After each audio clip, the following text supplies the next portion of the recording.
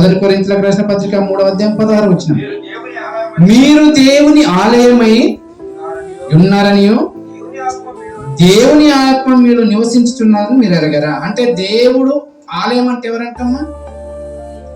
ఈ దేహం. ఈ దేహాన్ని ఎవరు కట్టారు? ఎక్కడ కట్టాడు? ఈ దేహాన్ని ఎక్కడ కట్టాడు? తల్లి గర్భంలో. అర్థమైందా?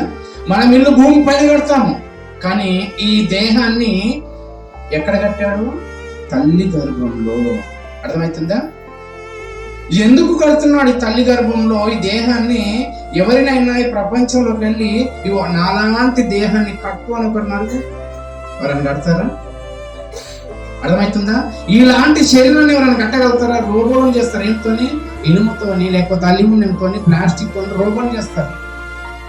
కానీ దేవుడు కట్టిన ఇలాంటి ఆకారాన్ని ఎవరైనా భూమి పైన కడతారంటే ఈ ప్రపంచంలో ఎంత మేధవైనా కట్టాడు. ఎందుకు తెలుసా? కనీసం ఒక వెంట్రుక తెల్లకైతే దాన్ని నల్ల చేసే శక్తి భూమి పైన ఎవరికి లేదు. చేస్తున్నారు కదా కలర్ అంటే, అది మళ్ళీ వారం రోజులకు నీ నిజ స్వరూపం బయట పెడుతుంది. అర్థమైందా?